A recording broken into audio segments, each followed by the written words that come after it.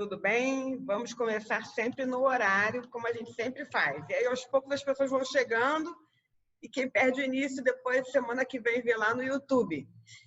Mas a reunião hoje, ela não é apenas um discurso, uma palestra, ela tem a importância de falar de um assunto que está tocando as nossas vidas, nós, empresários, porque é a desoneração da folha, que não nos deixa dormir há muitos anos. Estamos sempre sendo ameaçados de retirar, de entrar, de mudar, e está sempre mudando, e a gente continua preocupado, mas sempre defendendo essa ideia. Então, eu gostaria de agradecer aqui a participação de Emerson Capaz, ele é ex-secretário de Ciência, Tecnologia e Desenvolvimento do Estado de São Paulo, atual diretor da GD Solar, foi recomendado pela ABS. Também temos aqui a participação de Maurício Vasconcelos, ele já está aí? Está entrando. E vamos... Não sei ainda. Já chegou, está entrando aqui. E já vimos aqui alguns diretores, associados importantes, Vladimir Carvalho, CEO da Alterdata, está presente, Silvana, está aqui também a Adalberto, Kátia, da Lab 245. Oi, Maurício, tudo bem? Boa tarde para todos, tudo bem? Desculpe aí o pequeno atraso de 1 minuto, porque deu um probleminha aqui, mas resolvi. Bruno Mondim também, vice-presidente da Stefanini. Então, temos aqui um público importante para debater um assunto importantíssimo. Então, Maurício, eu gostaria de pedir a você que fizesse uma introdução sobre o assunto, que a gente combinou aqui, e o Emerson Capaz irá depois falar um pouco mais, e também um compromisso que eu assumi com todos os associados, que eu vou dar a voz aos associados, porque eles podem falar, eles podem emitir a opinião deles a respeito desse assunto, tá? Está mudo. Você está mudo.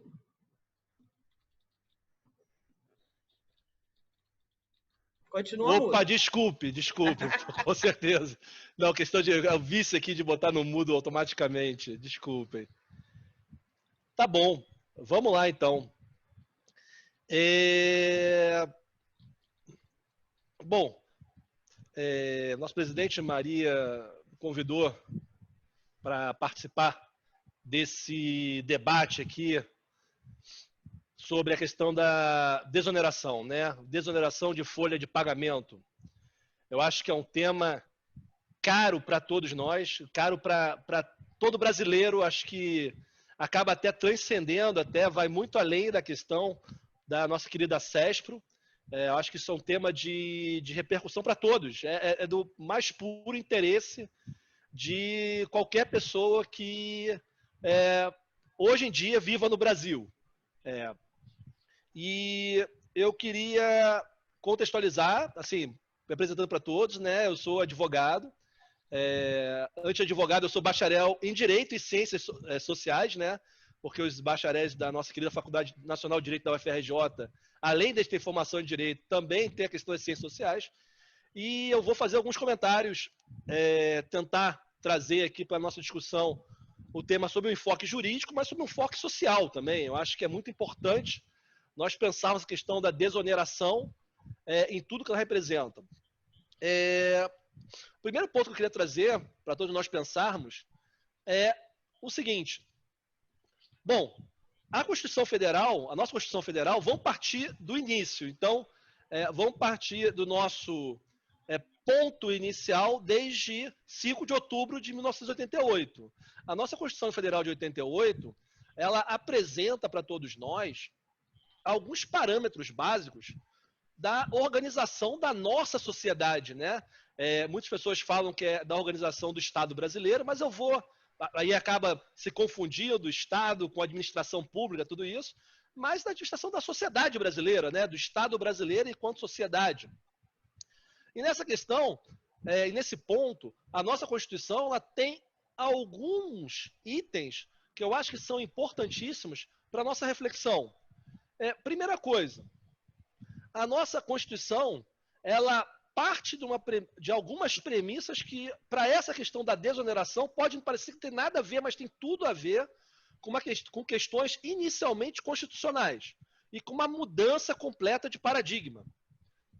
A nossa Constituição de 88, ela começa já no seu artigo 1º, falando lá da questão da dignidade da pessoa humana, que todos os seres humanos têm direito a uma vida digna, e fala também a questão de que é um primado do nosso Estado, um primado da sociedade brasileira, os valores sociais do trabalho e os valores sociais da livre iniciativa. Então vejam, a questão que a gente está falando em desoneração de folha de pagamento, a gente está falando de trabalho. A gente está falando de permitir as pessoas exercerem os seus trabalhos e permitir aos empreendedores poderem estar contratando mão de obra, poder ter acesso à mão de obra, você ter todo um círculo na questão da relação de trabalho e como isso impacta no próprio Estado. Tá? Mais à frente, nós vamos ver a questão do trabalho como uma questão. O trabalho é um direito social. Todos nós temos direito social ao trabalho, seja de que natureza ele for. Mas aí eu queria dar um salto muito grande, dentro da Constituição ainda, e para já entrar mais diretamente no tema, para falar o seguinte: a nossa Constituição, em 2 títulos seguintes, em 2 títulos que se seguem na Constituição, primeiro ela fala da tributação no Brasil, e depois ela fala da ordem econômica e financeira. Por uma questão de organização topológica, acabou que a tributação veio antes da ordem econômica e financeira. Talvez, após os direitos e garantias fundamentais, fosse indispensável ter posto o título da ordem econômica e financeira, porque é como o Estado, como a sociedade vai se organizar para gerar resultados. Como é que ela vai se organizar na sua economia. Todavia, esse título aparece na nossa Constituição de 88 tão somente após a tributação. E tão somente toda a apresentação no texto constitucional da organização do Estado. Não, mas Maurício, qual a relevância disso para a desoneração da folha de pagamento? A importância é muito grande, porque o artigo 170 da Constituição apresenta uma série de princípios da ordem econômica. A nossa ordem econômica brasileira, e aí vem a questão da desoneração, ela é organizada com base em princípios. Tem uma série de paradigmas constitucionais e que aí eu quero debater, eu quero botar aqui como já uma chama acesa para todos nós pensarmos e entrarmos na crítica da legislação infraconstitucional existente. Nós entramos no pensamento de que a nossa Constituição de 88, e são muitos doutrinadores, né, são muitos estudiosos da área jurídica e também de ciências sociais em geral que falam isso, ela marca uma mudança de uma modelagem de Estado na ordem econômica. Nós vínhamos até 1988 num estado do bem-estar social, o welfare state, que vem lá desde o iniciozinho lá do século XX, sendo implementado uma série de questões, e isso impacta gravemente na questão da oneração da folha de pagamento.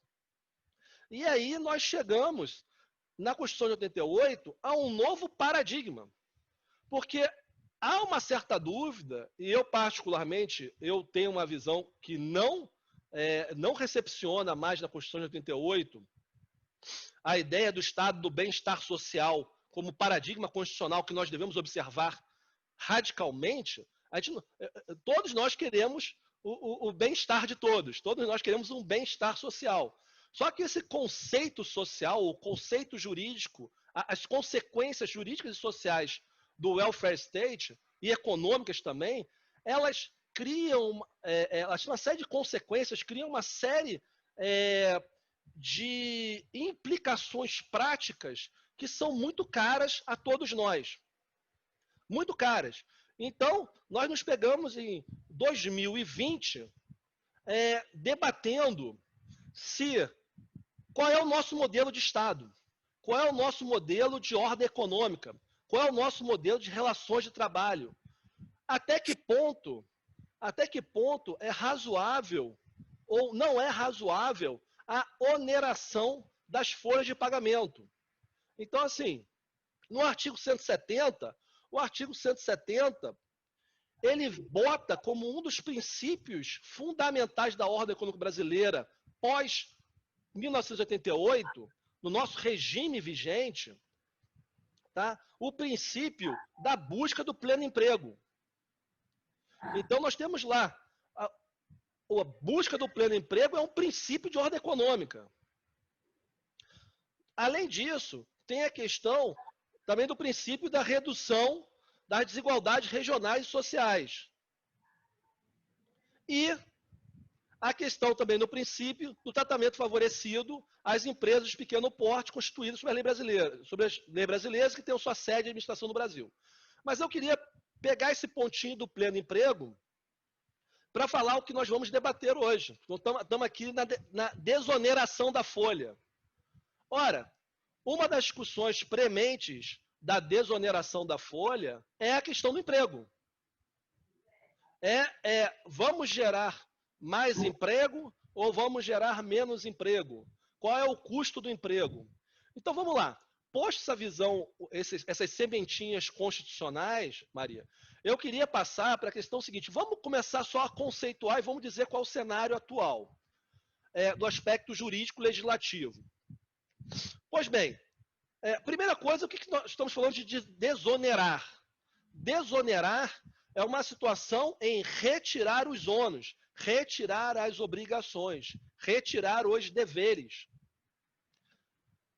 Qualquer forma de retirada de ônus, dever ou obrigação vinculada à folha de pagamento, no nosso caso a desoneração da folha de pagamento, é uma forma de desonerar. Então eu queria partir do ponto de que a desoneração, tá, ela é tratada no nosso cotidiano, ainda mais atualidade, né, do que vem sendo discutido de reforma tributária no Brasil agora, com o que foi apresentado pelo ministro Paulo Guedes, na primeira fase da reforma tributária, a desoneração ela vem sendo tratada tão somente no seu aspecto fiscal. Seria uma desoneração de folha de pagamento no aspecto fiscal ou no aspecto tributário. Mas esse não é o único aspecto. Se nós pararmos para pensar, nós também, podemos ter uma desoneração não fiscal ou não tributária. Ora, o que quer dizer isso, Maurício? Quer dizer, por exemplo, a tão pedida e tão aguardada simplificação de rotinas trabalhistas. Ora, do momento em que eu simplificar rotinas trabalhistas, no momento que eu diminuir deveres, ônus e obrigações trabalhistas, por exemplo, e obrigações previdenciárias, por exemplo, eu estou tirando da iniciativa privada uma série de ônus. E, ora, todo dever, todo ônus, toda obrigação, no mínimo, vai impactar no timesheet de alguém. É a tal da questão do custo Brasil, ou custo por hora trabalhada, ou custo por hora despendida. Então, eu queria botar esses dois prismas de desoneração acho que na proposta que todos estão mais aguardando aqui, na perspectiva que todos estão mais aguardando aqui, vamos passar ao ponto específico da desoneração fiscal, né, ou da desoneração tributária, que é a nossa questão que está na mesa hoje em dia. Na verdade, né, o problema é a desoneração da folha. Não, a desoneração da folha no aspecto tributário, tá, Maria? Nesse aspecto eu vou trazer aqui. Eu acho que é um problema brasileiro desonerar a folha de pagamento como um todo, tá? Eu estou aqui defendendo que nós temos que desonerar a folha, nós temos que desonerar o empregador quanto ao pagamento, não é desonerar, não é que tenha só a questão de menos custos. O empregador vai desembolsar, vai ter uma despesa, o empresário pode pagar. Não é isso. Gente, as pessoas precisam ter uma ideia de que é algo muito mais complexo. Maurício, eu gostaria de falar o seguinte, Maurício. Desculpe te interromper, mas acho que esse caminho que você está levando não é o que a gente gostaria de discutir. Nós temos aqui uma questão muito clara, que é a questão da TI. O cenário da TI antes da desoneração e o cenário da TI após a desoneração. Antes da desoneração, as empresas de TI porque elas contratam pessoas caras e pessoas de alto poder, alta graduação, mestrado, doutorado, pessoas que prestam um serviço dessa natureza, muitos deles fazendo investimento de desenvolvimento, de inovação, e com especialidades. Essas pessoas, o custo da folha era tão alto que as empresas optavam por ter PJ, por contratar pessoas jurídicas. E era altamente irregular. Quando houve a desoneração, o governo sinalizou a opção para essas empresas: não, vamos fazer uma coisa, vocês vão se adequar, vocês vão entrar numa regra igual a todo mundo, que vocês não vão sair do PJ, porque PJ era uma palavra feia, e vocês nós vamos mudar a sua forma de cobrança. Primeiro consideraram um determinado percentual sobre o faturamento, 2,5%. Depois esse 2,5% virou 4,5%. Ainda assim, mostrando claramente que mesmo com 4,5%, as empresas pagavam menos e podiam honrar a manter essa equipe. A gente não está muito preocupado aqui com a desoneração da folha para o mundo, com a parte jurídica dessa questão. A gente não está preocupado com nada disso. A gente está preocupado com uma questão prática. Desculpe até, eu é que interrompi o Maurício. Não, mas é porque senão a gente vai ter uma demandada das pessoas, viu, Maria? Que eu estou recebendo aqui por e-mail, por WhatsApp, as pessoas falando: olha, gente, a gente está aqui realmente com uma questão muito mais política do que jurídica. Desse aspecto geral da desoneração, das implicações, etc. A gente sabe que a decisão de uma desoneração, de uma reoneração nesse momento, vai trazer um prejuízo enorme para esse segmento que nós representamos, porque a gente vai entrar num círculo muito negativo, a gente vai ter que repassar esse custo para os nossos clientes, que não vai ser fácil. Não existe financeiro gigante, vai haver um impacto muito grande nesse segmento específico, porque o segmento ele foi muito impactado pela questão da pessoa jurídica naquele momento. Ilan, então, a gente vai voltar se você aqui ao puder debate concentrar nesse aspecto, e a gente poder realmente... e aqui o público é esse, o público das empresas de TI preocupadas com o que vai acontecer com o segmento de TI. Não está preocupado com o que vai acontecer com o segmento da indústria, que o peso da mão de obra é outro, com o segmento, sei lá, da aviação, que o custo da mão de obra é outro, com o segmento da mídia, que o custo da mão de obra é outro. Nós estamos preocupados com o nosso segmento, que isso aqui é na veia. Na veia. A gente não tem outro custo que não seja a mão de obra. E é um custo gigante. É isso que está nos preocupando, viu, Maurício? Então, por isso, desculpe te interromper. Desculpe, Ilan, desculpe, Maurício, que eu interrompi. É que é um assunto que não tem como a gente não se... Não, tudo bem. Não, o assunto é terrível. Muito tenso. O assunto é terrível, gente. Olha só, eu só esclarecer, eu tô plenamente aderente ao tema, tá? Eu vou chegar no TI. Eu sei. Eu só queria contextualizar por causa desse outro ponto que você puxou agora, que é a questão de que, além de um assunto técnico, contábil, econômico, jurídico, ele, mais do que tudo, é um assunto político.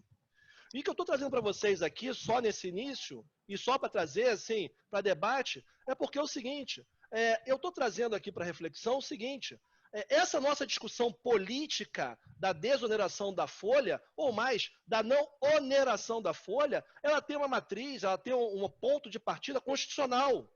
Por quê? Porque nós estamos agora em 2020 tratando de um modelo que já foi ultrapassado há 22 anos atrás. E que as pessoas, especialmente no cenário político, tá, não se deram conta dessa transposição. Nós temos um cenário, tá? E eu vou chegar na questão da Lei 12.546 de 2011, a questão do veto atual do Bolsonaro, a tentativa da conversão da medida provisória, na lei que foi convertida, a preservação do emprego, que ele fez lá o veto ao acréscimo legislativo do artigo que previa a prorrogação até o final de 2021. Eu vou falar desse tópico. Eu só quis contextualizar pela questão seguinte, porque até na hora de nós cobrarmos politicamente, é falar o seguinte: senhores políticos, desculpa, O modelo que vocês estão impondo à iniciativa privada, à iniciativa da TI, a todos nós, é um modelo que não mais subsiste. Vocês estão estrangulando a iniciativa privada. Vocês estão estrangulando quem mantém. Porque, assim, eu entendi a sua colocação, assim, eu espero, porque, assim, eu estou tentando só contextualizar porque tem um contexto histórico. A gente está falando da história do Brasil recente e que vem sendo maltratada e ignorada. Porque, assim, eu compreendo plenamente a questão da mão de obra intensiva de TI, da mão de obra humana. E a questão o que a área de TI está passando, ela vai ser gravemente afetada, mas não está sendo gravemente afetada sozinha. Mas vamos tratar da questão da TI, certamente. Eu só queria botar aqui no panorama geral, com todo o respeito que é devido, a questão toda é a seguinte: está tudo errado. Está tudo errado. O que nós vemos hoje em dia de oneração de folha de pagamento, especialmente no aspecto fiscal, e o regime que nós temos hoje em dia, é um absurdo de décadas atrás. É um absurdo de um outro tipo de Estado. Então, beleza. Vamos passar, então, Maria, eu vou dar até em homenagem ao associado, porque para ficar interessante, tem que ser interessante mais que tudo, né? Até para poder dar o debate. Eu adorei que ele interveio aí, porque tem que ter debate. Eu avisei, Maurício, não, ótimo, você também, o maravilhoso. Emerson, que vai falar também, e ele vai ter o seu tempo também, é importante, ele é o nosso convidado principal, inclusive, que nós somos da casa, né? Mas eu avisei que o debate de hoje ia ser um pouquinho diferente dos outros programas, porque eu convoquei os associados para falarem. É importante que eles se manifestem. Eu acabei me manifestando mais também, mas pode falar. Não, ótimo, ótimo. Não, e por favor, todos façam intervenção e pode falar, Maurício. Eu quero ver mais esse aspecto aqui. Isso faz parte. Se você quiser, então deixa eu fazer um comentário. Eu me sinto ridícula de sair defendendo que a desoneração seja adiada para o próximo ano. Porque eu sou tão convicta da importância dela que eu acho um absurdo a gente ficar pleiteando que ela acabe no final do ano que vem. E ela é tão importante por princípio, como você mesmo disse, e a gente aqui está sendo forçado a defender uma ideia que nem é que a gente acredita. Como vamos defender a ideia de que ela acabe no final do ano que vem? Se a gente precisa para sempre. Emerson, pode falar. Eu acho que ele tá doido de falar. Deixa ele dar uma palavrinha. Vamos lá. Claro, vontade. Oi, primeiro eu queria agradecer a Maria Luísa o convite, a oportunidade de estar com vocês. Não conheço muita gente que está aqui. Talvez vocês também não me conheçam. Eu fui secretário, rapidíssimo, eu fui secretário de Estado, né, no governo Covas. Fui eleito deputado federal, conheço bem o Congresso Nacional. Passei 4 anos lá, aí voltei para a iniciativa privada. Hoje trabalho com energia solar.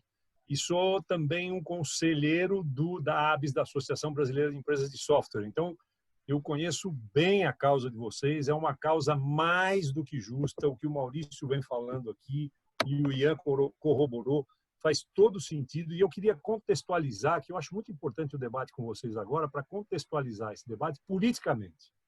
Que o nosso grande desafio hoje é político, mais do que técnico. Por quê? Porque, obviamente, como o Maurício falou, tudo está errado.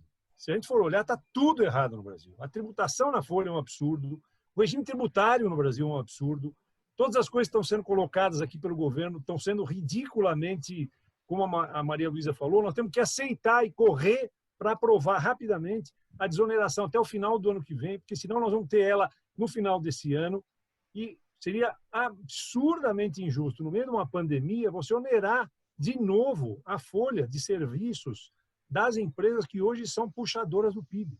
Eu tenho a oportunidade de falar, eu sou comentarista da TV Cultura também, no Jornal da Cultura, eu falo o tempo inteiro isso. Quem puxa o segmento nacional do PIB hoje não é mais indústria. Esquece indústria, é serviços. Serviços hoje é a principal locomotiva do PIB. E como principal locomotiva do PIB, precisa ser respeitada como tal. Significa isso? Agora mesmo saiu os dados, né, da pandemia. Em julho, o setor de serviços cresceu 5%, depois de ter caído mais de 21%, e isso impacta muito no PIB. Então, felizmente, quando começaram a abrir alguns segmentos de serviço, você já começa a ver o PIB crescer, diminuir menos do que se imaginava diminuir, exatamente porque serviços começou a ter alguma retomada. Vocês imaginam o impacto que vai ter se não conseguirmos desonerar a folha no Congresso agora até o final do ano que vem? É absurdo. Tanto é que os setores estão super mobilizados. A gente tem feito um trabalho no Congresso, junto com assessorias parlamentares lá em Brasília. A gente tem hoje, quero dar esse depoimento para vocês, uma quase consistência de que nós vamos conseguir derrubar o veto do presidente, um veto feito na hora errada, num momento errado, pensando, obviamente, por conta da questão do ministro que ele tem lá, que nós precisamos arrecadar, não podemos abrir mão, desonerar a folha, agora é um risco. Não é. É uma visão míope. Ao contrário, se você tributar mais esse setor vai cair, obviamente lá na frente você vai arrecadar menos. Então tem uma visão fiscalista hoje preocupante por trás do Ministério da Economia, que nós, inclusive, estamos vendo as consequências. Você vê politicamente as pessoas muito importantes em cada um dos segmentos, que foram bandeiras para eleger o presidente lá atrás, saindo. Saiu o Moro, saiu agora o símbolo da privatização, saiu o símbolo da reforma administrativa, que era o Paulo Webel, que não podia ter saído, por discordar exatamente do roteiro que está sendo colocado para o Congresso para votar questões que não poderia ter sido deixado para segundo plano. Nós não temos que discutir agora a reforma tributária. Está errado, não é que deveríamos aprovar essa ou outra. O governo coloca, por exemplo, para impedir que a reforma tributária que está sendo conversada e consensada lá na PEC 45 ou lá no Senado, o governo enfia uma possibilidade de fusão de impostos PIS, COFINS, para simplesmente dizer que ele está mandando alguma coisa. É um absurdo, um absurdo. E essa fusão de PIS, COFINS é mais uma confusão que vai complicar a vida das empresas. Então, hoje, o que nós deveríamos ter? Uma reforma administrativa primeiro, enxugamento da máquina, análise do que você podia tirar do peso do Estado para saber, com o Estado mais leve, o que você precisa onerar ou desonerar para poder fazer uma arrecadação consistente. Então, este seria o ritmo normal. O governo não vai fazer, na minha opinião, hoje, nem uma coisa nem outra. Nós temos que lutar com unhas e dentes para desonerar a folha agora, derrubar esse veto, Maria Luísa. Isso é a coisa mais importante que tem. Aí nós ganhamos um prazo, né? Você mesmo falou que é absurdo a gente defender isso, mas é isso, é ganhar prazo. Nós precisamos ganhar um prazo para lá na frente conseguir organizar melhor e dar consistência para a pressão da sociedade, para chegar ao Congresso e falar, ó, não é isso que nós queremos, é isso aqui, é aquilo lá, negociar, reorganizar a pressão da sociedade, porque no Congresso, felizmente, o Rodrigo Maia, principalmente, é muito sensível a essa pressão.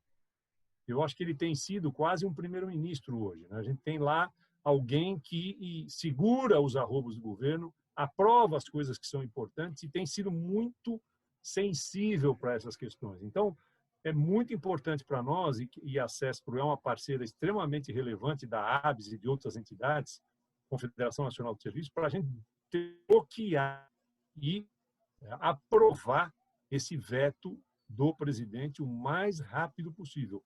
Hoje, quem está segurando isso, por incrível que pareça, é o presidente do Senado, que tem feito um trabalho de aliado do presidente da República, né? O presidente do Senado é quem está segurando, porque pelo Maia já teria sido colocado em votação isso, e hoje tem maioria para derrubar o veto.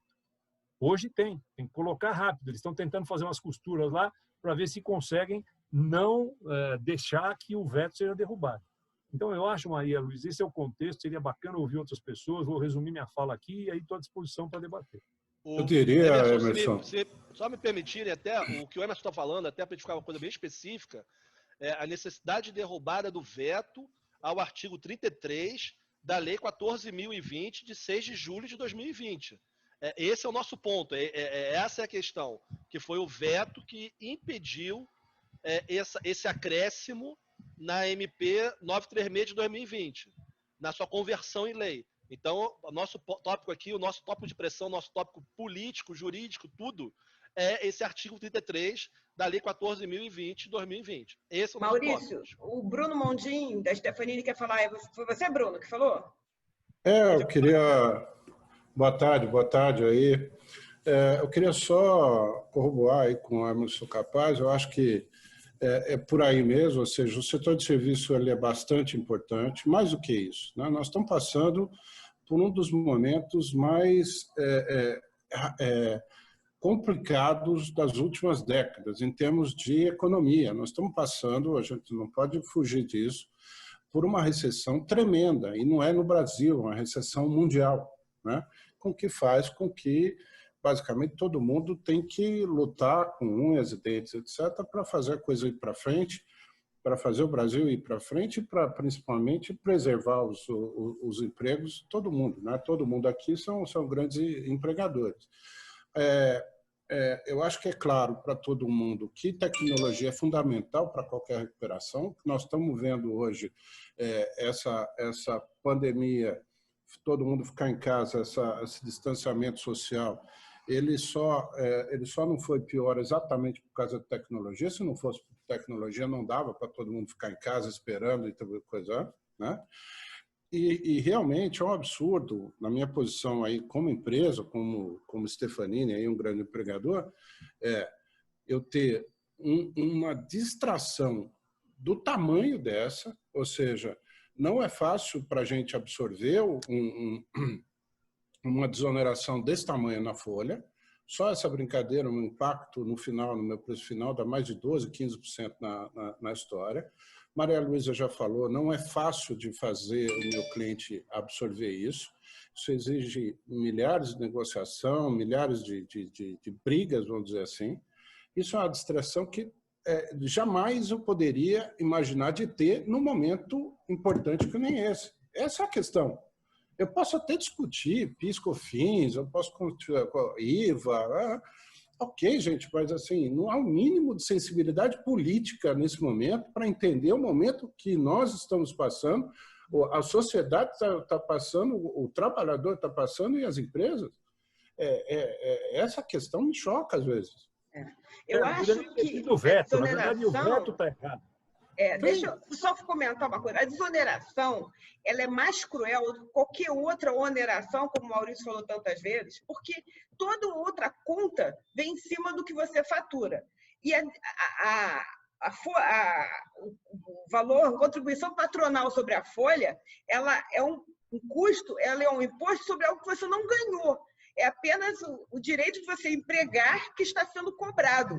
Você está empregando e quase sendo punido porque emprega, porque você não está recebendo. E a desoneração da folha foi uma concepção, uma ideia perfeita, porque você não deixa de pagar, você não está deixando de pagar o imposto, você está pagando pelo que você recebe, o que torna a coisa mais justa, porque você não está sendo punido. Então, no momento de recessão, em que você está segurando o seu funcionário, porque você sabe que vai voltar a vender, que vai voltar a ter faturamento, você segura para não desempregar, para manter aquela pessoa que é altamente qualificada e que você quer que fique com você. E como é que ele vai te punir nesse momento, cobrando por essa pessoa, e não pelo que você está recebendo, não pelo faturamento, não pelo que você vendeu. Isso é que é cruel. Até porque, Maria Luísa, esse sentido de punição nem fazia sentido. Assim, a gente já colocou isso que com vários estudos, que o nosso setor, principalmente se eu juntar a Brascom, a CESPRO, o ABS, o nosso setor, o que a gente gerou de emprego, são empregos, como diz o Ilan, são empregos qualificados, pessoas que ganham bem. O que gerou de imposto de renda de pessoa física é muito, mas muito maior do que o que se deixou de ganhar com a oneração. Ponto. Assim, na realidade, é uma inversão completa do coisa. Não teria, nem por esse lado tem o mínimo sentido. Eu queria pontuar duas coisas. A primeira questão... Desculpe, Jaci, só um minutinho. Desculpe. Eu queria pontuar duas coisas. A primeira coisa que eu queria dizer para vocês é o seguinte, que claramente o setor de TI, no momento que ele é punido, no momento que ele recebe essa carga sobre ele, como é que ele vai fazer o país avançar? Qual é o país do mundo que consegue avançar sem transformação digital? Qual é o país do mundo que vai criar riqueza?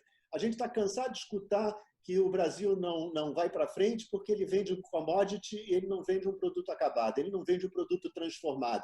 Quer dizer, nós vamos virar, até na área do conhecimento, nós vamos virar um produto transformado. Os nossos melhores cérebros vão morar fora do Brasil. Já estão indo. Eu duvido que alguém aqui não tenha na família alguém que já não foi embora do Brasil. Um filho, um sobrinho, alguém que está indo embora. Cérebros, pessoas preparadas, pessoas que teriam competência para fazer.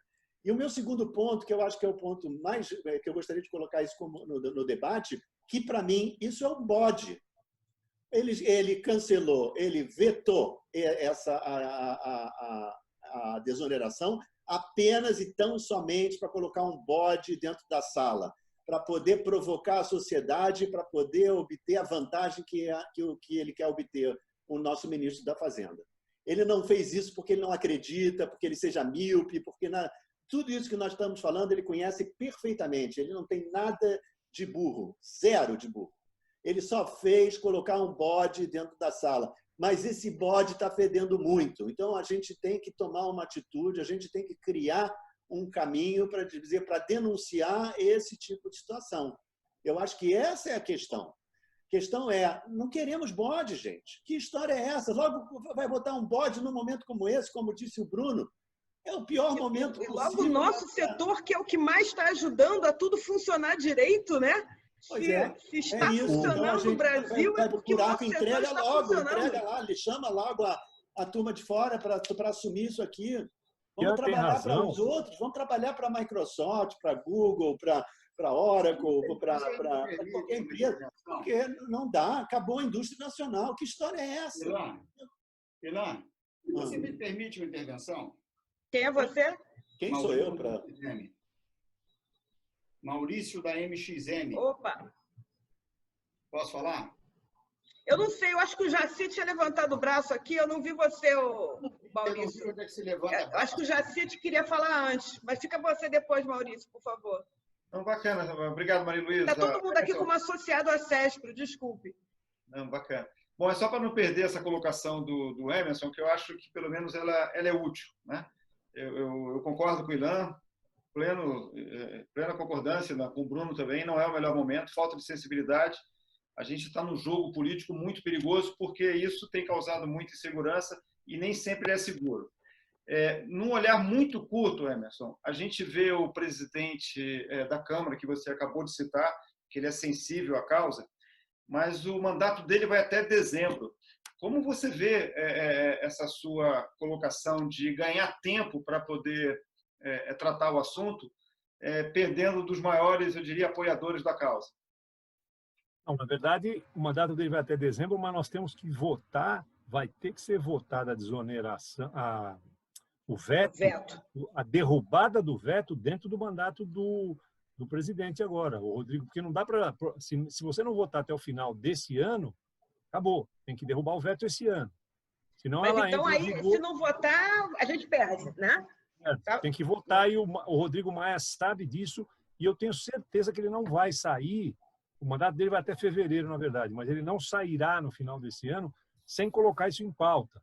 Deve ter sido feito, inclusive ontem teve uma reunião grande com o Alcolumbre, o Maia presente, todo mundo lá, presidente da República, saíram e deve ter sido feito um acordo para colocar a desoneração da folha. Isso, a derrubada do veto é crucial. O Ian falou uma coisa e é verdade. Não há como você tributar hoje as empresas de software, tecnologia e TI. Não há espaço para isso. Então, a gente ganha um prazo com a derrubada do veto e, ao ganhar esse prazo, nós vamos lá, aí sim, fazer uma pressão, seja para o Rodrigo Maia, ele está tentando, ele não fala, mas está tentando a reeleição também, seja quem vier, nós temos que organizar a sociedade para ir lá com força, para ver, aí sim, se a gente coloca, como o Maurício falou, a mesa em ordem, coloca em ordem essa questão tributária. É um absurdo, as coisas estão realmente indo para um caminho muito difícil. E, felizmente, eu vejo o presidente da República perdendo popularidade. Então, falam que ele tem, nos setores que ele tinha, ele tem cada vez menos. Cada vez menos. E eu acho que isso, para nós, é um simbolismo. O curioso é que o Paulo Guedes era defensor da desoneração desde o início, né? Era da campanha dele isso. Mas o Ian falou uma coisa, é um bode na sala. O Ian falou a verdade. Ele entrou logo em seguida com a tentativa de fazer aquela tributação de tecnologia, aí, uma CPMF meio disfarçada. Aí ele ele fala, ó, não, agora tira isso aqui, e aí eu coloco a CPMF, e aí vocês ficam livres da tributação na folha. Mas ele promete uma coisa que você não sabe se ele vai aprovar lá na frente. Até porque dentro da ideia de reforma tributária que eles estão colocando, o setor de serviço é o que mais está sofrendo por enquanto, né? De novo. É o que vai pagar a conta. A indústria vai deixar de pagar, o serviço vai pagar a conta. O Maurício da MXM queria falar. Obrigado pelo espaço. Eu estou aqui participando aqui da reunião, respeito tudo que está sendo colocado, mas eu queria sair dessa reunião com algo propositivo, né? Até agora, todos nós falamos o que todos nós concordamos. Argumentamos para nós o que todos nós achamos, né? E estamos lavando a nossa alma, talvez vamos dormir melhor. Mas isso não vai trazer resultado nenhum. Eu queria saber o que tem que fazer. Tem que botar uma roupa de palhaço ir lá para o Congresso? Eu quero saber a ação. O que é estar revoltado contra isso? O que é realizar alguma coisa que possa ser feito? É comprar uma página de jornal? É fazer o quê? O que me cabe? Revoltado todos estamos, motivo todos temos. Mas o que a gente tem que fazer? Muito bom, Maurício. Eu acho que foi super bem colocado. A Maria Luísa deve estar numa coordenação com a ABS e outras entidades. Eu acho que é importantíssimo, primeiro, que todas as entidades unissonamente coloquem, como já tem sido colocado, e se for possível, na hora que essa coisa entrar em pauta, até um anúncio conjunto das grandes entidades nos jornais de circulação, volume de empregos, porque hoje nós sabemos, a sensibilidade desse pessoal com a eleição agora em novembro é quanto isso vai prejudicar o emprego e esses caras têm que ser cobrados por isso. Então, nós estamos num momento até importante. O Maurício lembrou uma coisa boa. Vamos pegar agora que tem eleição e vamos começar a fazer um jogo pesado dizendo quem votar a favor e para não derrubar o veto jamais vai ter o nosso voto. Nós vamos anotar todo mundo aqui e vamos pegar, nunca mais vai ter o nosso voto. Do mesmo jeito que a gente tem feito aí com... Eu vejo... capaz, eu vejo a seguinte coisa, a gente já vem falando assim, conseguimos empurrar para mais um ano, para a gente se organizar e trabalhar isso de uma maneira efetiva. Fato, enrola mais um ano e ninguém faz nada. E aí a gente fica esperando o próximo ano e aí a gente fica na credulidade de que o óbvio acontecerá e o óbvio não acontece, até porque o nome disso é moeda de troca, né? Então, eu acho que a gente precisa ser pragmático, a gente precisa chegar e dizer qual é o plano de ação, quem é que vai encabeçar alguma ação, o que essa ação demanda de custeio, porque nada se faz de graça, não existe de graça, né? Então, eu acho que o importante dessa nossa reunião é traçar planos, traçar metas, traçar responsáveis, traçar donos, traçar uma diretriz. Senão a gente vai ficar falando para a nossa plateia. Isso mesmo. Você falou tem uma entidade muito forte. Do Senado.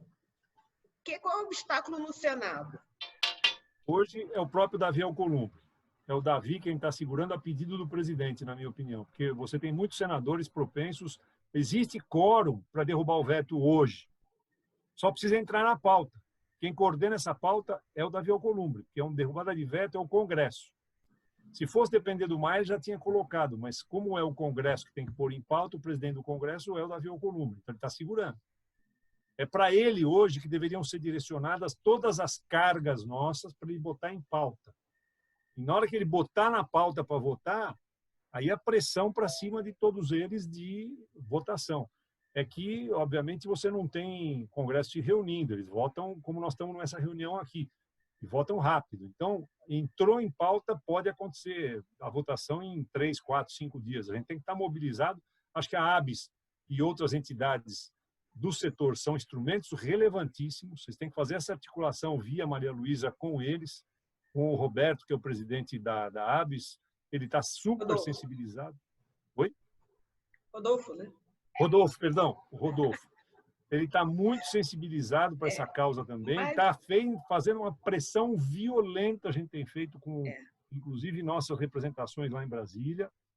Então, eu acho que o momento é esse mesmo, onde está a nossa força e ganhar tempo para depois continuar a pressão para mudar essa coisa profundamente. Só para você saber, Maurício, daí a gente não parou, não ficou um ano parado e não aconteceu nada. Na verdade, é porque a política está nos impondo tanta coisa que atropela as nossas ações. Mas nós temos uma pauta constante em defesa da desoneração junto ao Congresso. Isso não sai da pauta. Porque a gente não está conseguindo manter. Eu tenho certeza disso. Você sabe que eu não me considero um membro atuante, mas faço parte do contexto dentro do barco. E sempre me coloco para vocês de uma maneira objetiva. O que eu tenho que fazer? O que a gente tem que fazer? Eu acho que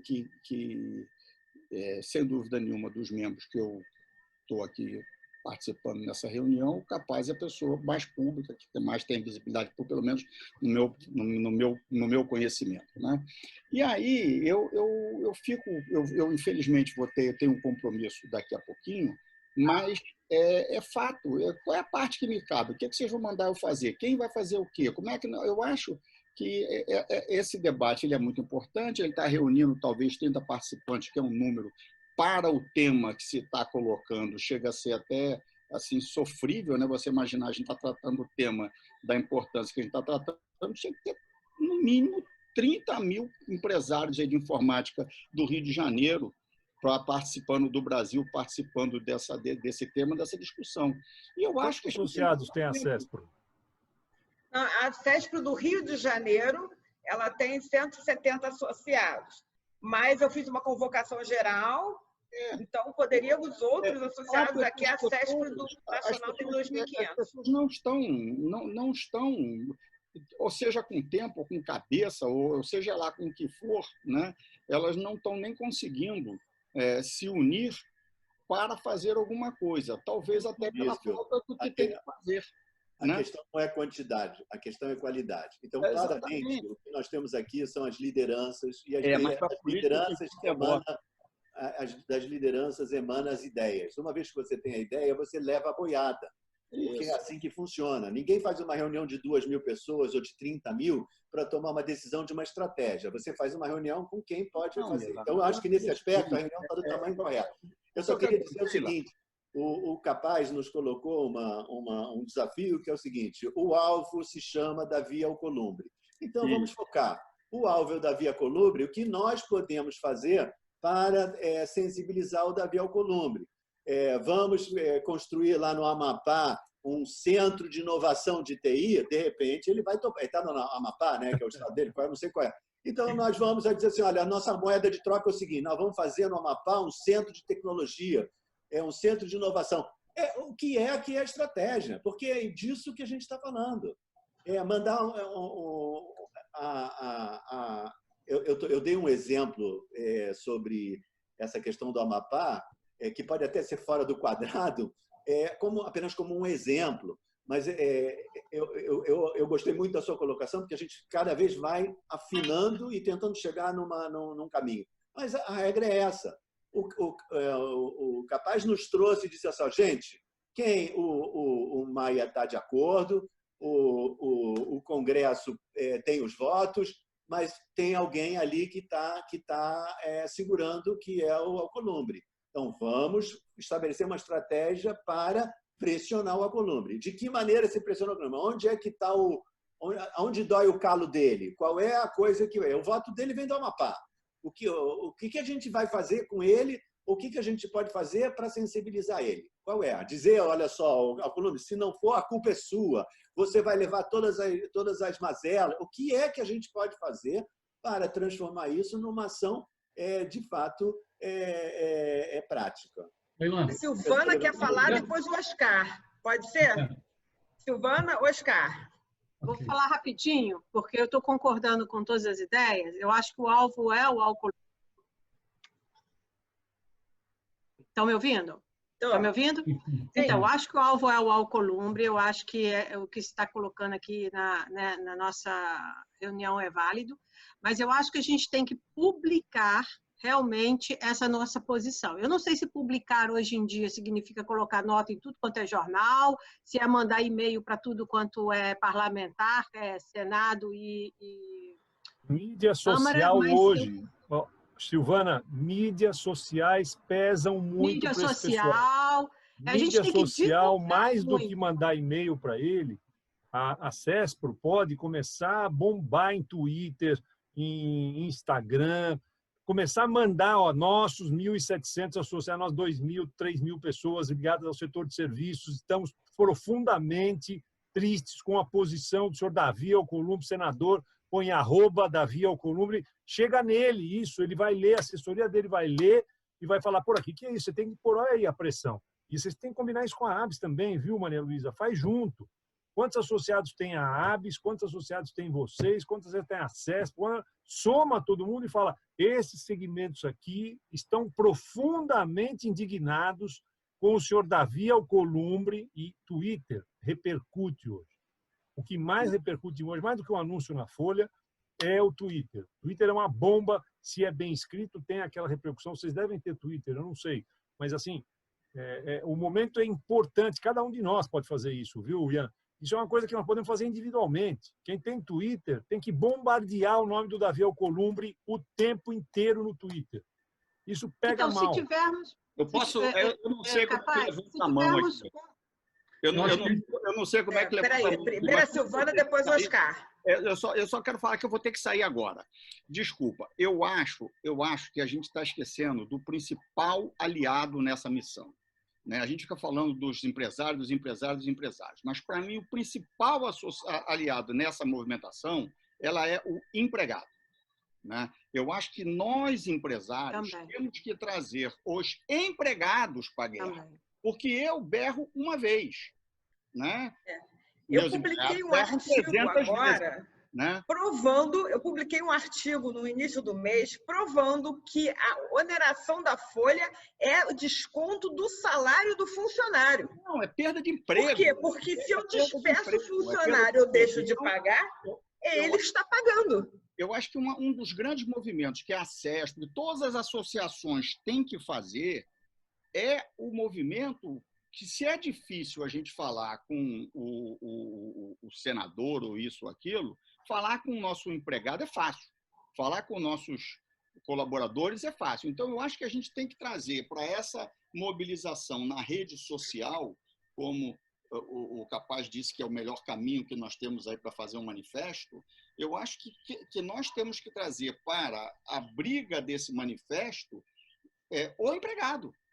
Eu acho que o empregado é o principal elemento que nós temos que trazer para essa nossa. Assim como lá os metalúrgicos, eles muito bem souberam se unir e brigar, reivindicar pelos direitos dele, nós temos que trazer os profissionais do segmento de prestação de serviço para eles entenderem que esse papo de reoneração, ela não dói no bolso do empresário, ela dói em todos os bolsos, É desemprego que vai cair na ponta final. Aí você multiplica 150, 200, 300 interlocutores para milhares de interlocutores.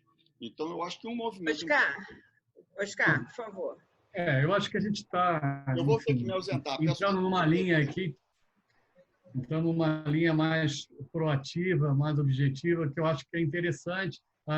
Essa ideia do Capaz, eu acho muito boa. Acho que a gente precisa fazer isso não de uma maneira desassociada. Eu não sei como a CESP Nacional está envolvida nesse processo, porque a CESP, eu conheço bem a estrutura da CESP de 10 anos atrás. Eu não sei como é que a CESP Nacional funciona agora, mas ela que teria que estar lá no corpo a corpo, no Senado, na Câmara, para disputar isso. Nós estamos muito longe.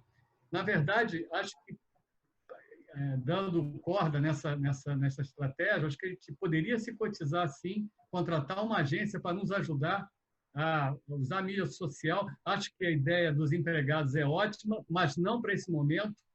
Esse momento vai ser para depois, quando a gente quiser realmente fazer vir uma lei diferente, não o veto da desoneração. Acho que não temos tempo de envolver o pessoal. Eu não sei qual o tempo que a gente tem agora para trabalhar. Mas era isso, basicamente, que eu queria comentar. Nós temos uma assessoria parlamentar, que é a FOCO, que trabalha junto à CESPRO Nacional, e uma das pautas é exatamente a desoneração. Mas, só para complementar, mas me parece que a gente está falhando pra caramba, porque eu, nessas últimas 4 semanas, eu assisti vários, enfim, políticos sendo entrevistados sobre o problema, todos eles falaram de todos os segmentos. Eu não vi um citar as empresas de informática. Não vi. Eu assisti mais de 20. Uma coisa importante para vocês como dado, a Rede Globo ela é muito onerada com isso. Então, ela está dando espaço para as entidades de serviço, porque, obviamente, ela emprega, como vocês, ela é do setor de serviços hoje. Então, uma mudança para ela na tributação em serviços, apesar de ela ter muito PJ, mas ela sabe o quanto isso vai onerar ela. Então, é importante saber que a Rede Globo está dando espaço, sim. Tem o presidente da Associação da Federação Nacional de Serviços, que também é defensor da causa. Então, a gente tem essa articulação toda e foi muito bem colocado dos trabalhadores. Tem que puxar ele junto, talvez não agora. Agora é uma questão de entidade, de peso, de gente que possa colocar Twitter no ar. Bombardeiem ele. Bombardeiem o Davi Alcolumbre. Ele vai se sensibilizar com isso. Capaz você não acha que a gente vai fazer isso de uma forma organizada. Quer dizer, criar uma série de, vamos dizer assim, de argumentos para serem colocados no Twitter, de maneira que o bombardeio ele atinja de uma forma estruturada, quer dizer, somar, é um quebra-cabeça. Eu vou pegar essa mensagem com essa mensagem, com essa mensagem, com essa mensagem, elas vão significar uma coisa, vão dar um significado a essa mensagem. Eu não preciso, na mesma mensagem, dizer tudo. Eu posso dizer em mensagens diferentes. Então, eu acho que, em um outro aspecto, viu, Oscar? Não adianta ficar esperando que a liderança que está lá em cima ela vai ter a ideia A ou a ideia B. Não, já falhou. Eu acho que já falhou. Eu acho que tem que ter um trigger. Isso aqui é que nem um gatilho. Você solta o gatilho, informa, olha só, gente, nós estamos nos organizando dessa forma, vamos juntos fazer isso, vamos colocar, e aí distribui. Isso começa a ser espalhado e começamos a ter uma ação. Mas fazer isso de uma forma estruturada, não é escrever, vai escrever Davi Alcolumbre por ser um vigarista, porque isso cai na vulgaridade. Você tem que fazer isso de uma forma que tenha um argumento plausível, que tenha um argumento inteligente, que mostre qual é a importância da transformação digital, que diga, você está matando a indústria nacional. Falar quantos empregos nós damos, falando que o emprego, principalmente agora, é um emprego que atinge o Brasil todo. Mas que isso vai ser entregue, isso é que nem fabricar o minério de ferro. Cadê? O minério de ferro tem um preço e o produto final lá, que chega lá, um instrumento cirúrgico que foi feito com minério de ferro, tem um preço 100 vezes mais caro, com a mesma quantidade de minério de ferro. Pelo amor de Deus. Então, chega dessa brincadeira. Vamos, então, criar os argumentos e distribuir esses argumentos para que a gente possa fazer isso de uma forma. Não é fake news, é um movimento legítimo, e fazer disso um movimento coordenado. Não tem importância que alguém vai dizer assim, mas isso foi coordenado. Foi coordenado, sim, não tem nenhum demérito em ser coordenado. Sim, coordenado porque é legítimo, né? Ele é defesa do emprego. Lutando pelo emprego. Então, essa é a minha ideia. Eu acho que é por aí que deveria fazer. E eu concordo com o Oscar que não está na hora de ficar procurando difusão. Envolver o empregado é bom? É ótimo. Vai aumentar a capilaridade? Sem dúvida. Mas vamos começar. Entendendo que um dos maiores aliados que nosso setor tem no Congresso, na Câmara dos Deputados, é do PCdoB. É o deputado Orlando Silva, do PCdoB de São Paulo. A questão foi muito bem colocada pelo Capaz. Nós temos um alvo. Aparentemente, o Congresso, isso não é uma dúvida do Congresso. Então, a gente não tem que ficar se preocupando. Acho que a gente não tem que, de novo, trabalhar com uma difusão. A gente tem que trabalhar com um foco. Então, se nós temos um alvo, vamos concentrar nosso alvo neste alvo, para dizer, olha só, olha o mal que você, um indivíduo, estaria fazendo para a sociedade brasileira. A decisão de um indivíduo. Eu acho que é isso que nós estamos colocando. Se a gente está fazendo a análise vamos correta... estruturar para isso e fazer diversas... Quer dizer, pode essas ser postagens, a gente aqui vamos fazer chamar a nossa comunicação, estruturar uma série de apelos, né, de chamadas que tenham temáticas semelhantes, falando de emprego, de oportunidade, de tecnologia, de Brasil. Transformação digital, entrega de crise, inovação, criação de inovação. Covid. Exato. E direcionado a perda do... É o momento em que voltamos todos a estar na mesma situação, porque é assim que o mundo fica. De vez em quando você tem mudanças de paradigma, e este é um momento de mudança de paradigma. Se a gente perde mais esse momento de mudança de paradigma, como diz o Bruno, a gente começa a botar o foco. Ele falou assim, eu estou fazendo um monte de coisas aqui, estou pensando em inteligência artificial, eu estou pensando aqui em tecnologia, em Bitcoin, em criptografia, e, de repente, eu sou obrigado aqui a me concentrar como é que eu vou manter o emprego das pessoas. O outro lá não tem nenhuma dessas preocupações, ele passa por cima. Essa é a questão. Então, eu coloco à disposição de vocês para ajudar com a ABS, onde for, outras entidades, articulação no Congresso. Você pode contar comigo, viu, Maria Luísa? Então, eu vou pedir. Tá, capaz. Eu vou sim. O Francisco Camargo apoia muito, sempre me dá muita atenção. E certamente a Nacional, o Maurício aqui é do Conselho Jurídico da Nacional também.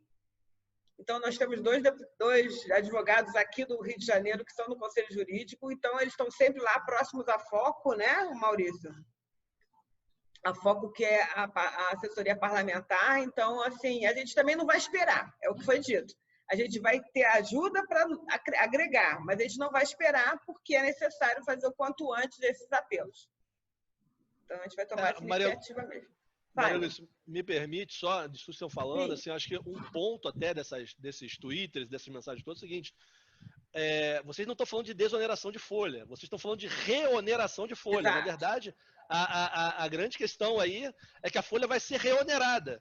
A folha está numa situação, a folha de pagamento atualmente está numa situação X e vai ser acrescido um custo enorme sobre isso. E aí pega uma série de questões que o Bruno Mondi colocou, todos os demais colocaram também. Você tem aspectos além práticos, jurídicos, não sei o quê. Você tem questão de licitações públicas, você tem questão de reequilíbrio de contratos, dos mais diversos, contratos privados, contratos públicos. Assim, vocês têm muito material para botar. A questão vocês não estão pedindo um benefício, vocês estão pedindo que continue uma situação que se prolonga já desde 2011, na verdade. Exatamente, exatamente. Qual é o tempo que a gente tem qual é o tempo esperado para que essa coisa se resolva aí, Emerson? É incapaz. Está falando do Congresso, né? Então, no Congresso, o mais rápido possível, eles colocaram em pauta 4 vetos agora, em outras questões, já estão tirando alguns vetos da frente, estão votando, e entrando em pauta esses vetos. Então, provavelmente, daqui a pouco, eles vão ter que colocar esse veto. E é o Davi Alcolumbre que coloca. Então, ele tem, obviamente, até o final do ano, mas isso tem que ser feito final de agosto, começo de setembro, no máximo, para não correr risco. Vladimir, quer falar? Quero só fazer uma colocação, Maria Luísa. Será que é viável? Eu não sei se a CESPRO tem alguma agência de marketing que consiga produzir um vídeo, consiga produzir um vídeo bem agressivo, falando sobre tudo isso que nós estamos dizendo aqui, sobre riscos de emprego, empresas que não vão se desenvolver, para que a gente pegue esse vídeo aí, vídeo de 1 minuto, que consiga transmitir por WhatsApp. Se o vídeo for grande, pelo WhatsApp não dá, mas se for vídeo de 1 minuto e pouco, a gente bombardeia isso para milhares de pessoas, milhões até. A gente pode jogar isso no universo de pessoas muito grande. Eu acho que isso pode ajudar a chegar nas pessoas certas, como o Emerson está falando, e gerar aquele desconforto lá na cadeira deles, lá em cima, cara. Isso. Boa. Tem uma agência para fazer isso ou não? A gente tem uma diretora de comunicação que ela nos auxilia, não temos nada contratado, não. Você tem? Eu sei que você tem um estúdio bacana. Não, tem um monte de coisa. Eu posso ajudar nisso. Dá para fazer algumas coisas, não tem problema. A gente só precisa de uma roteirização, né? Precisa de todo mundo junto pensar numa roteirização e ver se a gente consegue produzir. Eu tenho gente aqui, tem estúdio de televisão na empresa, tem um monte de coisa. Mas o mais importante, isso aí, se vocês não tiverem, eu puder ajudar, não tem menor problema, eu boto meu time para fazer. O importante é a roteirização. Como que a gente vai falar de tal forma que não gere inimizades, mas ao mesmo tempo gere pressão. Então, dirigir isso, a gente tem que pensar direitinho. Eu acho que o objetivo desse encontro aqui, que eu entendi, era justamente a gente conseguir chegar a uma estratégia. E eu acho que a gente conseguiu convergir para uma estratégia. E essa estratégia está levando a alguns caminhos, e você tá propondo um dos caminhos que eu acho espetacular. E da mesma maneira que eu acho que o Twitter também deve ser mantida, a ideia do Twitter. Então a gente poderia fazer as duas coisas. Eu acho que uma coisa não exime a outra. O Twitter, pegar o telefone, encher o saco deles lá em Brasília, tem que fazer de tudo. Tudo, e-mail. Agora, hoje, a sensibilidade forte deles é para o Twitter e redes sociais. Eu acho que isso bate fundo lá. E aí, Maria Luísa, pode combinar com a ABS, talvez a ABS acesse para o Juntas e outras entidades assinam esse vídeo embaixo, para eles verem quantas entidades, quantos empregos significa. Somos emprego e nós defendemos 2.500.000 empregos. Hashtag Davi Alcolumbre quer acabar com o emprego. Sei lá, vamos, é isso aí. Roberto Mota, você gostaria de dar uma palavrinha?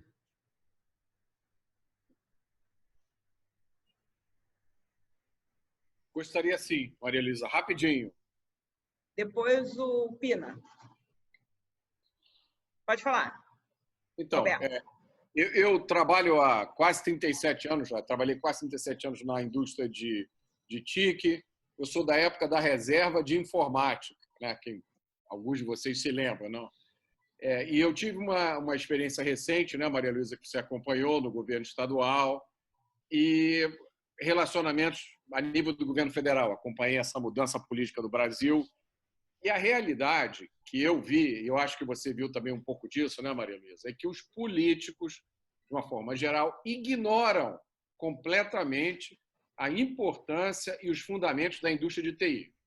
Assim, 95% dos políticos não entendem nada de tecnologia. A gente está falando do básico, né? Então, o Capaz, eu acho que ele deu um norte aí, né? O que a indústria tem pela frente, em termos concretos, é um trabalho de lobby. Inclusive, eu até sou do RAPS, né? Só para fazer essa explicação aqui. E o que eu acho que torna esse trabalho mais fácil? O Capaz falou das redes sociais, né? Isso é uma ferramenta fantástica que está mudando a cena política do Brasil. Os jovens, a tecnologia faz parte da vida dos jovens. Eu tenho uma filha de 9 anos e um filho de 16. A vida deles está centrada em tecnologia, então a gente precisa atingir esse público. Mas eu acho que o mais importante é perder a timidez em reivindicar não só desoneração, mas a redução da carga tributária. Não é só tirar de um lugar e botar no outro. E perder a timidez de dizer isso. Em certos momentos, os empresários, especialmente da área de TI, pessoas que geram emprego, que geram oportunidades de avanço para o país, quase que tem que pedir desculpa, né, porque está pedindo redução da carga tributária. E não é nem o caso, porque a gente está pedindo que se mantenha. Pois é, mas assim, o que eu aprendi na minha experiência com política? Se você quer 50, pede 150. Se você quer que se mantenha, pede para reduzir. E aí, na negociação, você vai manter. E usar todos os canais possíveis. Então, só para encerrar o meu comentário rápido, eu acho que a indústria de TI nacional tem que perder a vergonha de fazer lobby. O lobby é uma atividade legítima, né, na maioria das democracias ocidentais. Nós não temos a bancada da bala, a bancada evangélica. Cadê a bancada da tecnologia? E aí eu me coloco à disposição para ajudar aqui. Era só isso. Obrigado. Obrigada. Pina?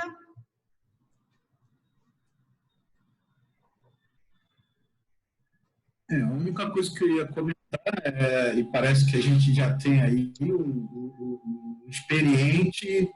uma pessoa experiente no marketing político, porque alguém experiente no marketing político, assim como sabe como produzir o que interessa aos políticos, sabe como produzir o que não interessa a eles, que está só direcionando essa questão da roteirização, dessas peças todas que estava fazendo, mas eu acho que seria bem interessante se a gente achasse alguém com experiência em produzir marketing político.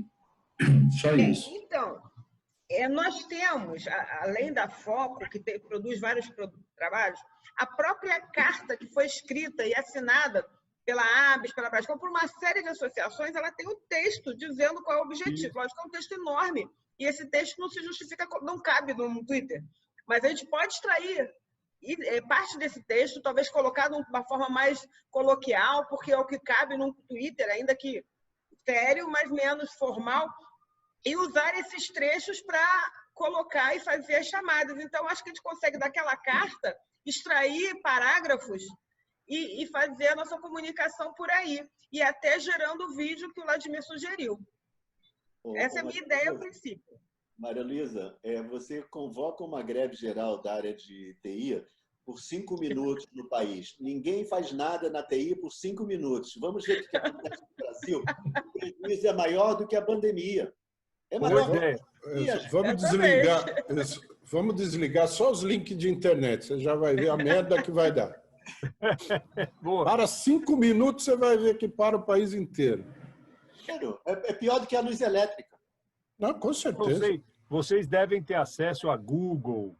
Esse pessoal, por exemplo, toda a administração de redes aí grandes, pesadas, estão dependendo disso.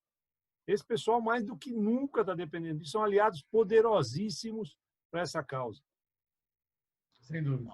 A minha proposta, Maria Luísa, se você me permitir, é que a gente faça uma força-tarefa para propor uma estratégia, convocar, a partir dessa estratégia, apresentar isso rapidamente para o pessoal da ABS, para o pessoal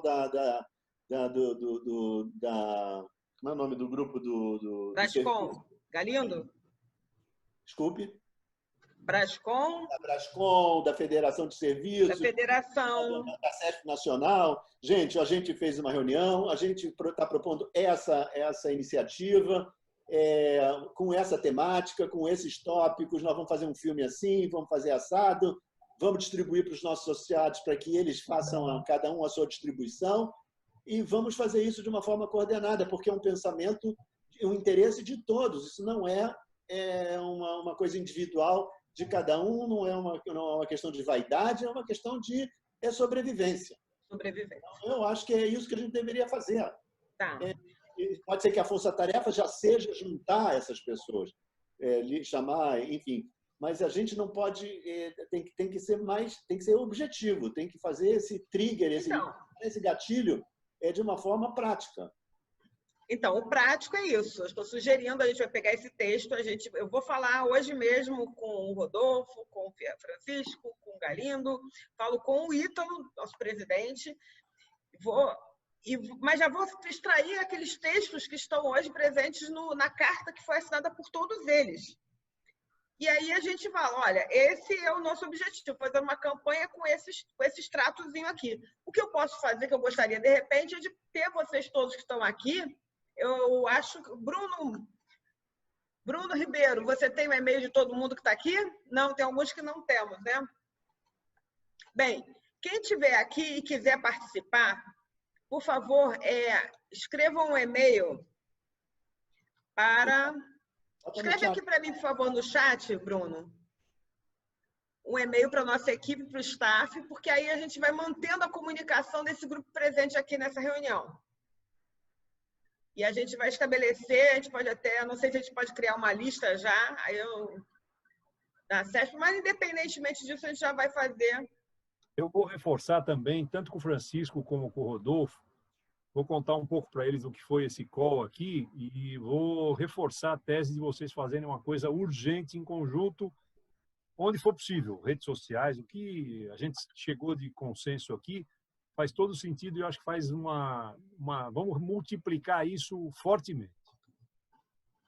Bacana. Vai ecoar certamente nos jornais, vai aparecer no jornal que teve isso, que aconteceu aquilo, que a sociedade civil se mobilizou, que a TI se mobilizou, que ela está indignada com esse tipo, está indignada com o bode, está indignada com uma política de baixo calão. É uma política de baixa, de péssima qualidade isso que está sendo feito.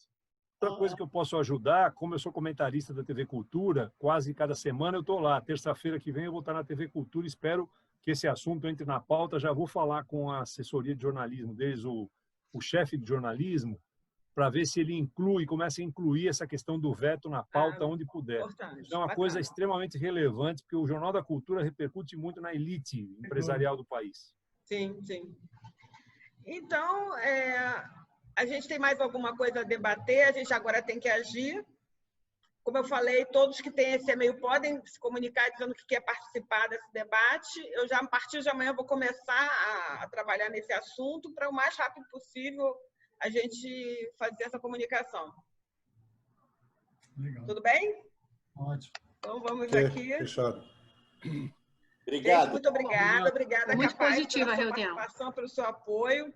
Obrigado. Queremos a ajuda de todo mundo, por favor. Então, Roberto Mata, quero sua ajuda. Vladimir, quero sua ajuda. Quero a ajuda do Maurício. Quero a ajuda do Mondim, por favor, lá no Conselho Jurídico, todos vocês, tá bom? Parabéns, Maria Luísa. Obrigada, gente. Valeu, Ilan. Abraço, Mundinho. Tchau. Obrigado a todo mundo, hein?